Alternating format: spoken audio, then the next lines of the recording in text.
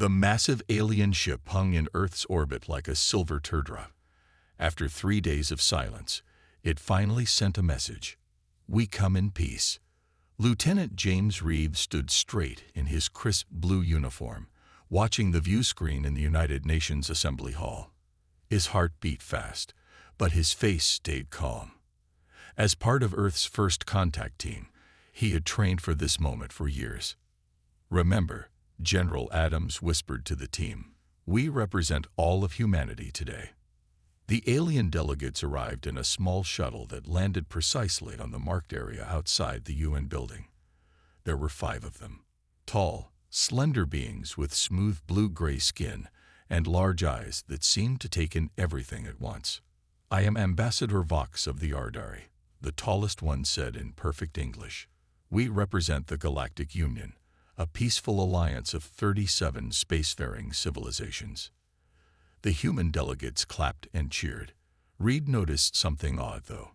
When the aliens heard the loud sounds, their skin rippled slightly, as if uncomfortable. The meeting continued for hours. The aliens explained the basics of the Galactic Union, how they shared technology, resolved disputes, and managed trade. They seemed especially interested in human history. "You mentioned your world wars," Ambassador Vox asked, head tilted. "Multiple planetary conflicts." General Adams nodded. "Yes, we've had 2 major global wars and countless smaller conflicts throughout our history." The aliens exchanged quick looks with each other. Reed noticed their skin changing color slightly. Darker patches appeared and then faded. "And these wars?" another alien asked. "How many casualties?" "World War II resulted in approximately 70 million deaths," the UN secretary replied. The room grew silent. The alien skin now showed distinct dark patches. "That is unusual," Ambassador Vox finally said. His voice sounded different, almost strained. Reed stepped forward. "If I may ask, Ambassador, how does the Galactic Union handle warfare?" The alien seemed relieved by the change in topic. "War in the Union follows strict protocols," Vox explained. "Conflicts are regulated, limited in scope, and designed to resolve disputes with minimal loss." The meetings continued for a week. The aliens shared amazing technology and knowledge, but something still felt off to Reed. They avoided talking about human military capabilities and changed the subject whenever war was mentioned. On the final day, Ambassador Vox presented the admission treaty. "Earth will become the 38th member of the Galactic Union," he announced. "We welcome humanity to the stars." The room erupted in applause. Reed read through the document quickly, noticing an unusual section on page 12. "Excuse me," he spoke up, "but this clause states that humans are forbidden from participating in any interstellar conflicts. May I ask why?" The room went quiet. Ambassador Vox's skin darkened considerably before he responded. "It is standard procedure for new species," he said, not meeting Reed's eyes. "A protective measure." Reed knew that wasn't the whole truth, but the excitement of joining a galactic community overshadowed his concerns. The treaty was signed with great ceremony. Later, as the alien ship prepared to leave, Reed overheard 2 of the delegates talking quietly. "They don't understand why we insisted on the war ban," one said. "And they must never know," the other replied. "For the safety of the entire Union." Reed watched the ship disappear into the stars, wondering what it was about humans that frightened such advanced beings. He had a feeling he would find out, eventually. The real reason for the ban would prove far more surprising and more disturbing than he could possibly imagine. 5 years passed quickly. Earth changed more in that time than in the previous century. Alien technology brought clean energy, advanced medicine, and faster-than-light travel to humanity. But Lieutenant James Reed, now Captain Reed, still thought about that strange clause in the treaty. Reed walked through the gleaming halls of the Earth Union Regulatory Commission building in Geneva. His footsteps echoed on the polished floor as he headed to his office. Large windows showed both Earth's blue sky and the alien ships that now regularly visited the planet. "Morning, Captain," said Tom, Reed's assistant, handing him a data tablet. 3 more requests from military personnel wanting to visit Union planets. All denied, as usual. Reed sighed. "Thanks, Tom." He took the tablet and frowned at the screen. His new job involved enforcing the war ban regulation, making sure no human military personnel or technology left the solar system. He hated being Earth's gatekeeper. "It doesn't make sense," Reed said, dropping into his chair. "They share everything else with us, science, art, medicine, but they treat our military like it carries a disease." Tom shrugged. "Maybe it does, in their eyes." Reed's office door slid open. Director Anna Wilson walked in, her face serious. At 55, Wilson had been a respected diplomat before the aliens arrived. Now she led Earth's side of the commission. "Captain, we have a situation," she said, closing the door. "The Galactic Council just called an emergency session." Reed straightened. "What's happened?" "A border dispute between the Ardari Intelligence and the Proxima system. Both sides are positioning military vessels." "A war?" Reed leaned forward, interested. In 5 years, they'd never seen how the Galactic Union actually handled conflict. Wilson nodded. "The first significant one since Earth joined the Union. I've been summoned to attend the council meeting. They specifically requested I bring a military advisor." "Me?" Reed asked, surprised. "You've studied Union protocols more than anyone, and you've been asking questions about their military restrictions since day one." Wilson gave him a knowing look. "Perhaps now we'll get some answers."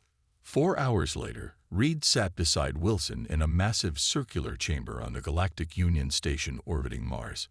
Representatives from all 38 member species filled the room. Ambassador Vox stood at the center, his skin a troubled dark blue. "The situation is concerning," Vox announced. "The Telsian Empire claims mining rights to the 3rd planet, while the Ardari Confederation has historical claim to the entire system." Reed watched carefully as the council discussed the conflict. There was no shouting, no threats, just calm, measured statements. It seemed more like a business negotiation than a prelude to war. Then a tall, insect-like being stood. "I motion to invoke Article 217, Formal Declaration of Limited Conflict." The room hummed with agreement. "What does that mean?"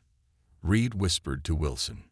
Before she could answer, Ambassador Vox turned toward the Earth delegation. "The Council has a request for Earth. We require neutral observers for this conflict." The room went quiet. All eyes turned to the humans. "Observers?" Wilson asked. "For what purpose?" "To document proceedings and ensure adherence to conflict protocols," Vox explained. "Earth is uniquely qualified for this role." Reed caught the hidden meaning.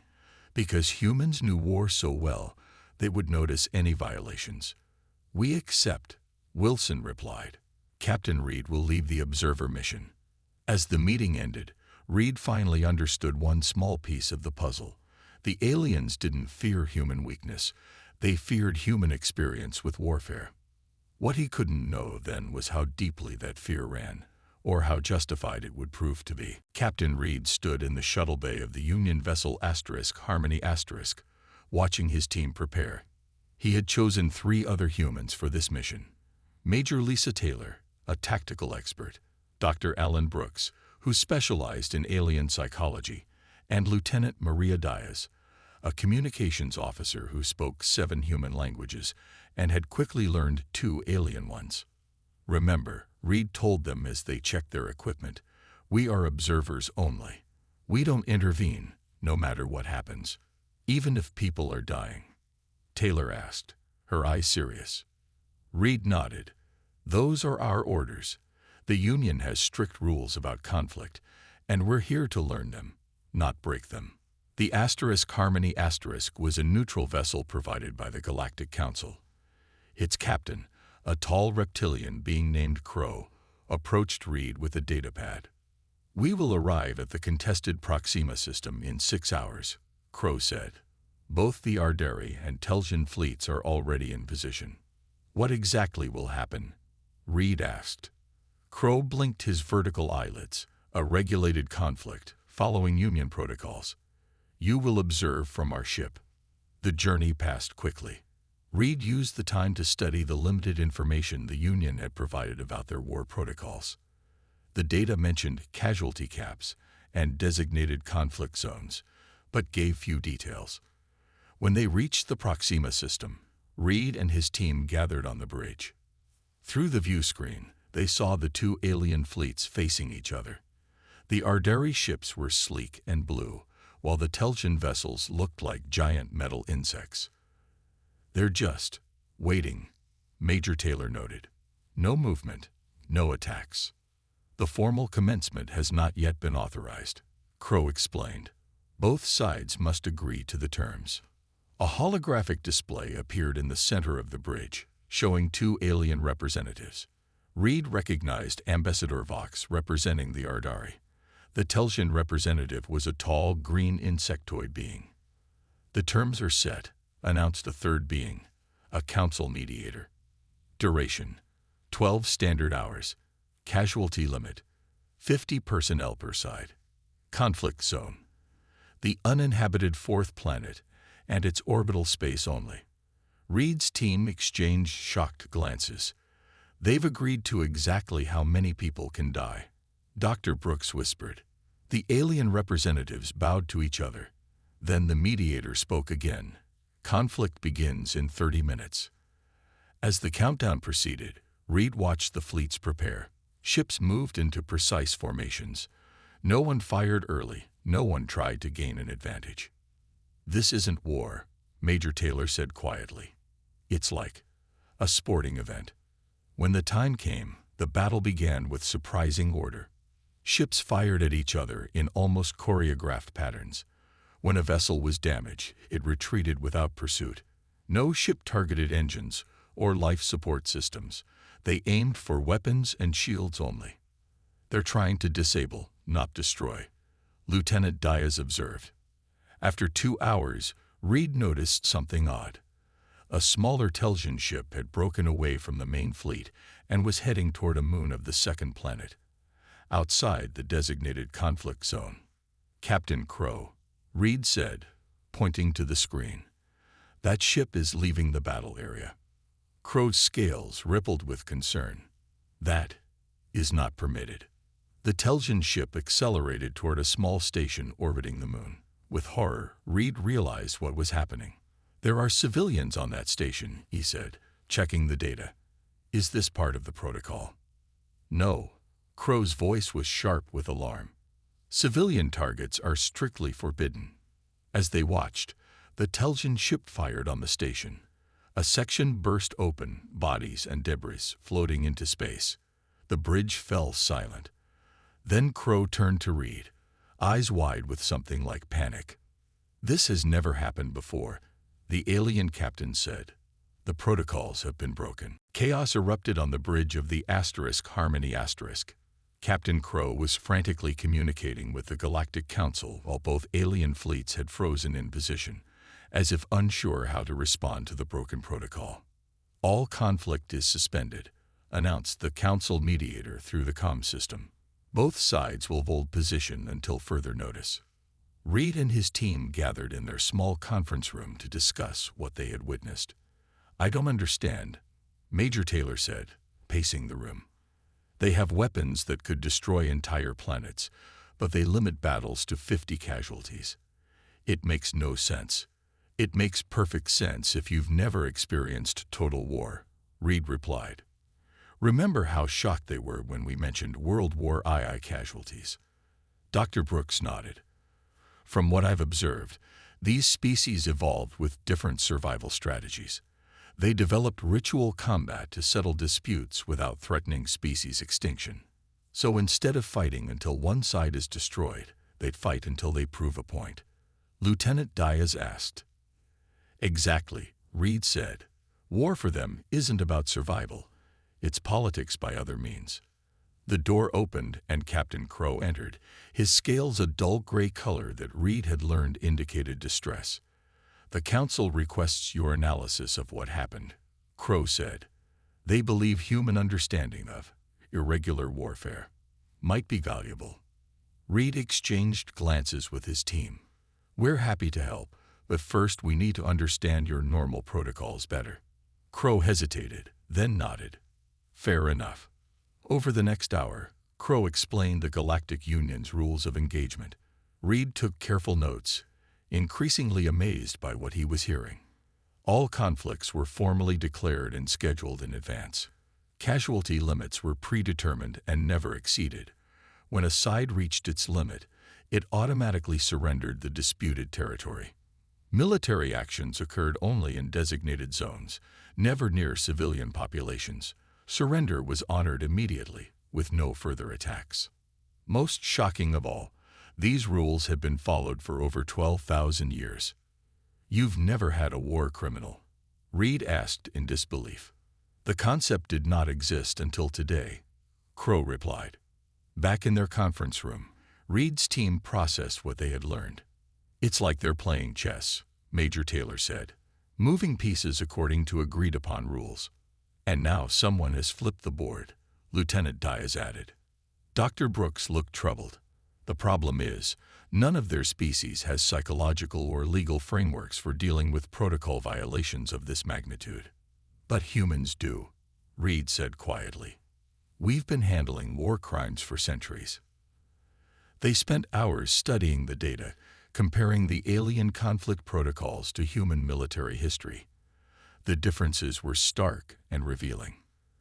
The Galactic Union species had evolved toward cooperation, developing limited warfare as a last resort for settling disputes. Humans had evolved through constant, brutal competition, developing elaborate systems to deal with the aftermath of unrestricted warfare. I think I understand now, Reed said as they finished their analysis. The reason humans are banned from war isn't because we're weak. It's because we're too good at it, too experienced with its worst forms. And its aftermath, Dr. Brooks added. We've developed war crime tribunals, Geneva Conventions, peacekeeping operations, systems they never needed. Major Taylor leaned forward. So what do we do now? We're supposed to be observers only. Before Reed could answer, the ship's alarm sounded.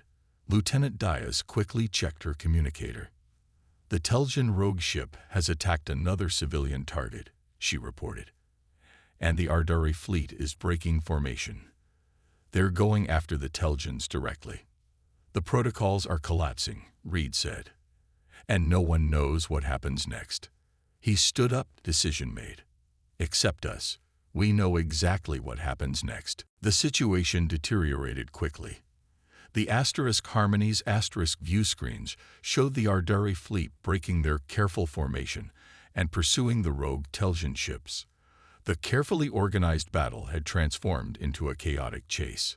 The Council is demanding all sides stand down, Captain Crow reported, his scales now almost white with stress. But no one is listening.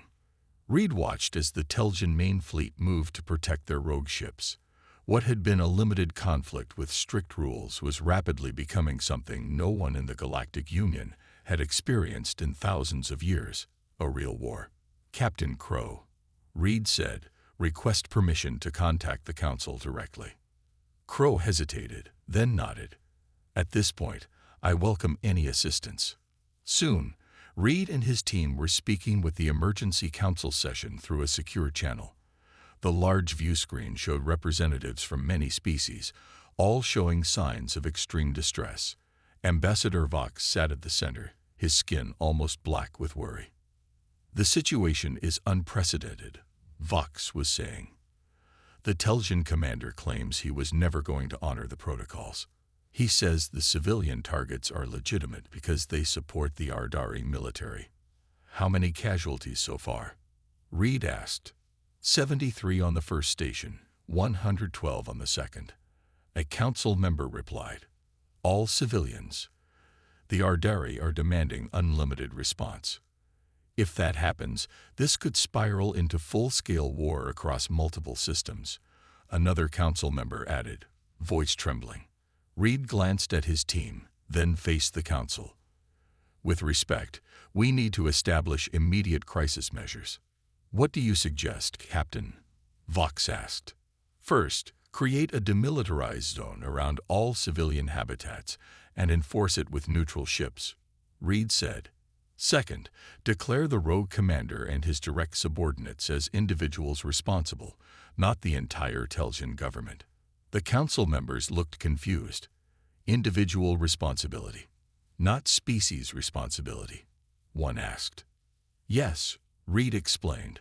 On Earth, we developed the concept of war crimes, actions by individuals that violate agreed-upon rules of conflict. We punish the individuals responsible, not entire nations. Major Taylor stepped forward. You need to document everything. Record all communications, map all attacks, identify command structures. Evidence will be crucial later. Later for what? Vox asked. For justice, Reed replied. For holding the responsible parties accountable while allowing both sides to eventually make peace. The council members murmured among themselves. Reed could see they were struggling with concepts humans had developed through centuries of warfare.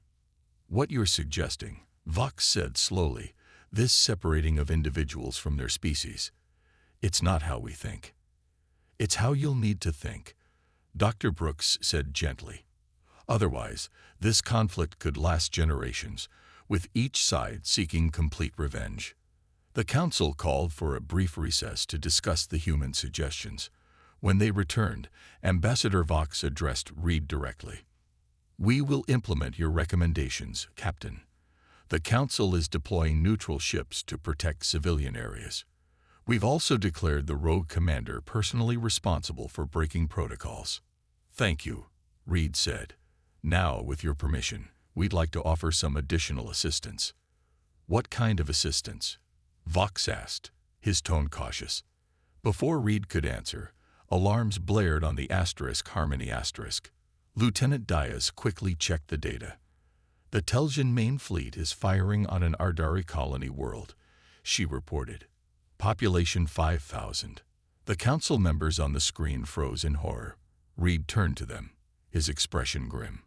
With respect, he said, you need human help more than you realized. This is no longer about observation. This is about preventing a galactic bloodbath. Ambassador Vox's dark skin paled slightly as he realized the truth. Very well, Captain Reed, he said. What do humans do when wars turn? Real. Permission to take direct action, Ambassador? Reed asked, standing tall before the council view screen. After a moment of hesitation, Vox nodded. Granted. Reed turned to his team. Major Taylor, prepare a tactical analysis of both fleets. Lieutenant Diaz, open direct communication channels to both the Ardari and Telsian command ships. Dr. Brooks, I need psychological profiles of both species under stress. Now, his team moved with practiced efficiency. This was not their first crisis, even if it was their first alien one. Captain Crow, Reed said to the Harmony's commander, we need to position ourselves between the fleets. Crow's scales rippled with alarm. That would place us in danger. Yes, Reed agreed, but it will buy us time. Trust me. Reluctantly, Crow gave the order. The Harmony moved into position between the advancing fleets, its neutral status symbols glowing brightly on its hull. Both sides are slowing, Taylor reported. They're not willing to fire on a council vessel, at least not yet. Communications established with both command ships, Diaz announced. Reed stepped in front of the communication display. The screen split to show both commanders, the Ardari admiral with midnight blue skin and the Telsian general with gleaming green carapace. This is Captain James Reed of Earth, he began. I am authorized by the Galactic Council to negotiate an immediate ceasefire. The Telsians have violated sacred protocols, the Ardari admiral said. They must be punished. The Ardari have claimed resources that belong to us for generations. The Telsian general clicked back. We will take what is ours. Reed held up his hands. Both of you are about to make a terrible mistake. Then he did something unexpected. He ordered Lieutenant Diaz to send both commanders detailed historical files on Earth's most devastating wars. What you're about to see is what happens when conflicts escalate without limits, Reed explained as the data transferred. This is human history. Both alien commanders fell silent as images filled their screens. The devastation of Hiroshima, the trenches of World War I, the ruins of ancient cities, the mass graves, and refugee camps. This is what war became on Earth, Reed continued. Not a regulated conflict with rules, but total destruction. Millions dead. Entire civilizations erased. Centuries of hatred and revenge. The aliens watched in horrified silence. But that's not all we're sharing, Reed added, nodding to Diaz to send the second data package. We're also showing you what came after. New images appeared. The Nuremberg trials, United Nations peacekeepers, enemy leaders signing peace treaties, former battlefield enemies becoming trading partners. Humans didn't just master war, Reed explained. We also had to master peace. We created international courts to punish those who broke the rules without condemning entire species. We developed peacekeeping forces to separate combatants. We built systems to help societies heal after conflict. Dr. Brooks quietly provided Reed with psychological insights as the alien commanders responded. Reed adapted his approach accordingly, appealing to the Ardari sense of honor and the Telsian respect for long-term planning. The rogue commander acted against Telsian interests, Reed told the Telsian general. Let us help you bring him to justice without causing a war that could last generations. To the Ardari admiral, he said, true honor comes not from revenge, but from protecting your people through wisdom. Hours passed as Reed and his team negotiated with both sides separately and then together. The Harmony remained positioned between the fleets, a physical symbol of neutral intervention. Finally, both commanders agreed to a temporary ceasefire. The Telsian general promised to arrest the rogue commander. The Ardari admiral agreed to allow a neutral investigation of the civilian attacks. As Reed ended the communication, exhausted but relieved, Captain Crow approached him. How did you know what to do? The alien asked, wonder in his voice. Reed gave a sad smile. Because humanity has made every possible mistake in war, and we've had to learn from each one. 1 month after the crisis, Captain James Reed stood before the full Galactic Council. The Grand Chamber was filled with representatives from all 38 species. Reed's team waited nervously in the background. Captain Reed, began the council leader, a tall being with silver skin. You were sent as an observer. Instead, you directly intervened in the conflict. Reed stood straight, hands clasped behind his back. Yes, I did. You violated your mission parameters, the leader continued. However, your actions prevented what could have been a devastating war. Murmurs filled the chamber. Ambassador Vox stepped forward. The Council has reached a decision regarding Earth's place in the Galactic Union, Vox announced. But first, we owe you the truth. Reed raised an eyebrow. The truth. About why humans were banned from war, Vox said. Please, sit. A chair rose from the floor. Reed sat down, suddenly aware that the entire council was watching him intently. Captain, Vox began, every spacefaring species in the Union evolved through similar paths. We developed technology, formed societies, and created rules for resolving conflicts without threatening our survival. The large screen behind Vox showed images of different alien species engaged in what looked like ritual combat, limited, formalized, and controlled. For 12,000 years, we have maintained peace through regulated conflicts with strict protocols, Vox continued, until we met humans. New images appeared on the screen. Earth's many battlefields, stretching back through history. Your species is unique, Vox said. You evolved through constant, unrestricted warfare. While we developed ritual combat to prevent extinction, humans mastered both the art of total war and the skill of rebuilding afterward. Reed finally understood. You didn't ban us because we were weak. You banned us because you were afraid of us. Vox's skin darkened slightly. Yes, we feared that human involvement would forever change galactic warfare from a political tool to an existential threat. We feared you would teach other species how to fight without limits. But now, the council leader added, we see the other side of human warfare experience. Your systems for handling war crimes, peacekeeping and reconciliation, Vox explained. These are concepts we never needed to develop because our conflicts never escalated beyond ritual. Major Taylor stepped forward. Until now. Precisely, Vox agreed. The Telgian rogue commander showed us what one individual can do when they ignore protocols. Without human intervention, we might have entered a cycle of revenge that could have lasted centuries. The council leader gestured, and a new document appeared on the screen. We have amended the law. Humans are still banned from participating in Union conflicts. Reed frowned. However, the leader continued, Earth is now required to provide peacekeepers, mediators, and justice officials for any conflict that violates protocols. Reed looked surprised. You're making us the galactic peacekeepers. Who better? Vox asked. You understand war's cost better than any of us. You've developed systems to contain its worst effects and build peace afterward. The council members all stood, a sign of respect Reed had not seen before. Earth will establish training facilities for a new galactic peacekeeping force, the leader announced. Captain Reed, the council requests that you become its first director.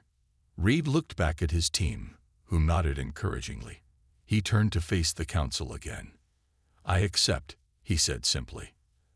As the council session ended, Ambassador Vox approached Reed privately. You asked once why we feared human warfare, Vox said quietly. Now you understand. It wasn't your capacity for violence that frightened us, but your experience with it. No other species has survived what humanity has survived. Reed nodded. The real reason for the ban wasn't to protect humans from war. No, Vox agreed. It was to protect war from humans. Reed smiled slightly as he realized humanity had found its place in the stars, not as warriors, but as those who understood war's true cost better than any other species ever could.